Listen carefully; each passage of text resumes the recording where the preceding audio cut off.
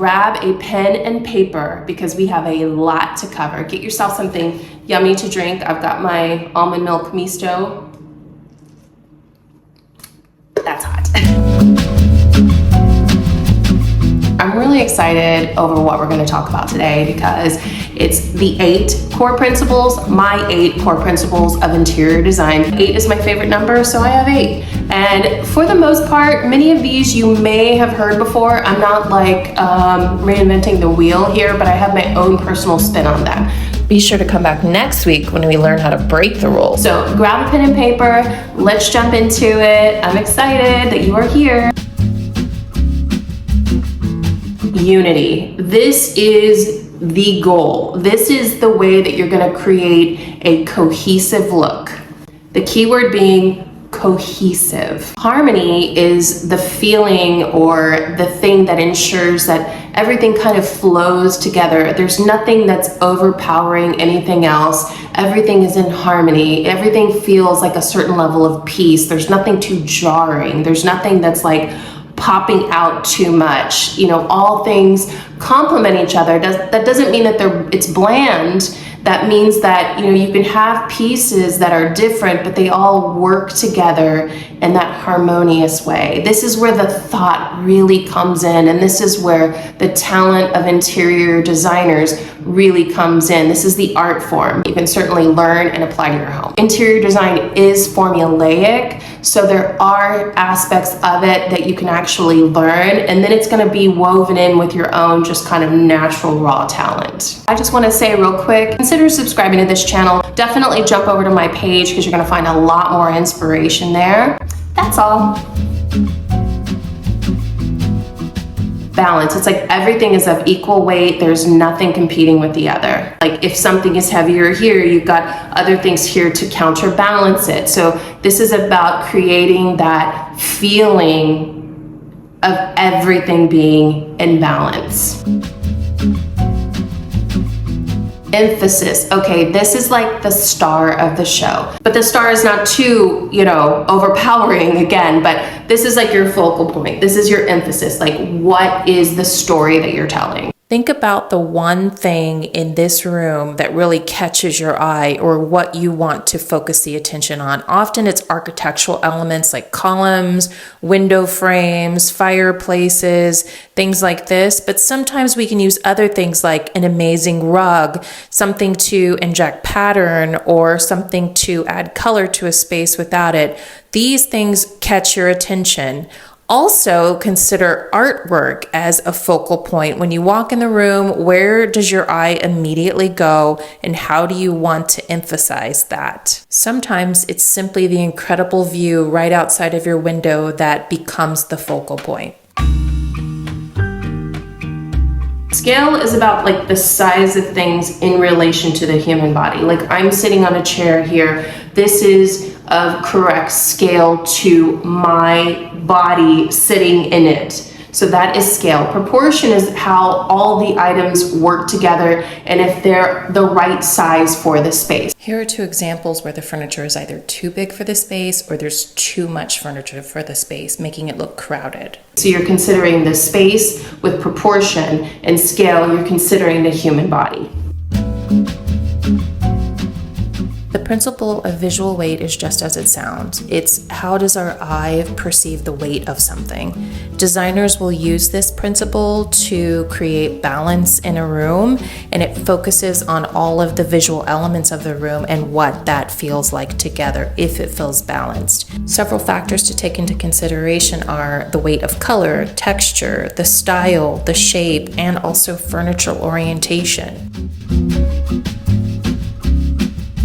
Does the space make sense? Is it functional? Is it accomplishing the goal? Is the kitchen a kitchen that you can actually cook in if you are a home chef? The appliances are laid out in a strange way, or it just doesn't have the right flow or make sense, you're not achieving the purpose of the space. So functionality is really important. Functionality over form is really important, because while we want things to be beautiful and have a visual impact, we also need them to be functional and also safe. So these are things to take into consideration.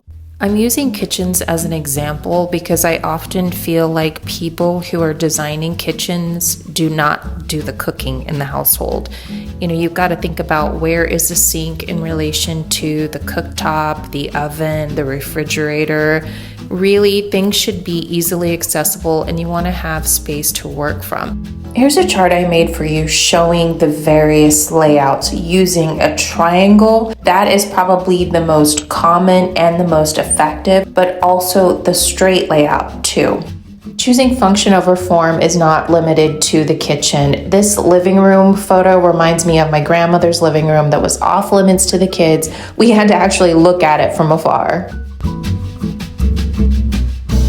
Rhythm. Rhythm is a dancer, it's a soul's companion. You can feel it in the air. I know, don't sing. But every time I hear the word rhythm, I think of that song. Rhythm is, but it is kind of like a dancer in your house. Rhythm keeps everything kind of flowing together rather than like, psh, spotty patch here, psh, spotty patch over here. It's like everything has a flow to it. It's like you journey through the space visually. You're not like stopping here and then looking over here. It's like you flow from here to here to here. It's like the ribbon, so to speak, like a visual ribbon throughout the space that brings your eye and creates that flow.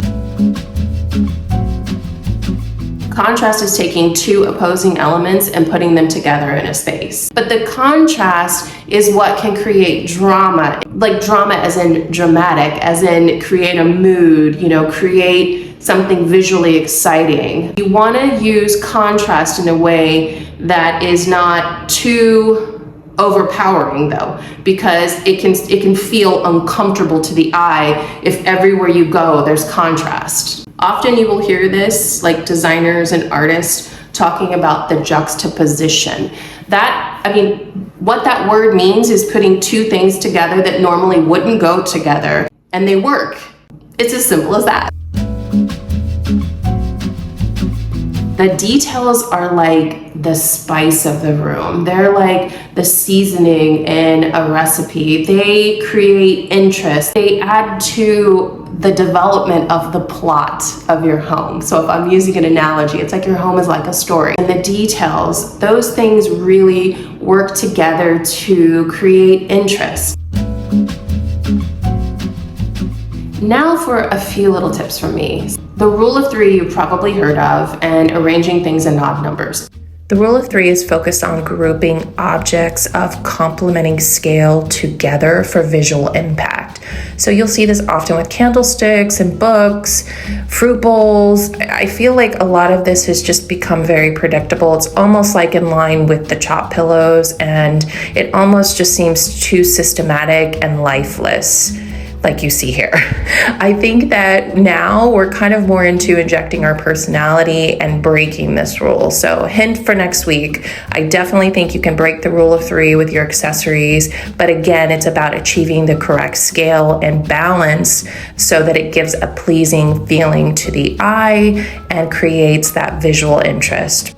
I love neutrals, and I think neutrals are a really good base. They're classic, they're timeless. If you're investing in big pieces of furniture, this is what you want to invest in, because you'll have a longer life with this before you'll need to get it recovered. Now, there's always exceptions to this, because perhaps like that 1970s rust is your favorite color. So I 100% get it, because I really like that. And that means you're gonna always have that piece, and it's gonna be woven into your style and your design of your home. So there's always exceptions. But if you're gonna be safe, that's the way you wanna be safe. But don't be safe in the entire home. Inject personality, inject your own personal flavor, inject your secret sauce into it, and try things that are a little unexpected. Consider the way you hang your art on the walls, and if you really love it, go for that avocado green sofa. Use color in various forms, rugs, tapestries, that pop of color in the powder room. Opt for a modern light in a rustic setting. Go for a big, powerful white paper lantern light. Maybe you're exceptional at combining patterns, or you have this really cool, funky vintage fan, or you just want to be very different and hang your painting on your bookshelf. The Coco Chanel rule. Okay, Coco Chanel said, before you leave the home, look in the mirror and take one thing off. Sometimes we can over accessorize. So take a moment to span your space and see, is there anything I could take away? Like, you know what a good way to think about it is like, look at the things you have and ask yourself, is this helping me tell the story here? Is this adding to? And if it's not, take it away, step back, look at it. Sometimes I'll photograph it, because when you see it in a photograph, you can kind of see, oh, this needs something, or oh, this definitely, we need to take away a few things here. So those are ways that I like to sort of kind of assess that. But I feel like I can almost always take something away. And sometimes I'll leave it and then I'll just think about it, and then it will completely change again. And that leads me to the next one. Don't be afraid to walk away. Don't stress yourself out about it. Sometimes the right piece just hasn't appeared in your life. So it could be that. Sometimes we can kind of almost psych ourselves out and try too hard, and we need to just step away from it, sleep on it, wake up in the morning with fresh eyes and see if you can look at it in a different way. See if there are things maybe in other rooms that you could bring in or change out. You know, sometimes we just need to step away from what we're doing and give ourselves like a visual vacation, a visual break from creating, from designing, from building your masterpiece, so to speak. Which it is. Your home is your masterpiece. I mean, it's like, it's the best place in the world. I could go on and on and on and on and on about how amazing home is, but I think you all, if you've been here for a while anyway, you know how I feel about home. If you're new, well, I think it's the best place in the world, and I think it deserves our care and attention. Remember, you're creating memories in the process. All right, on that note, I want to say, sending you so much love from New York. Mwah.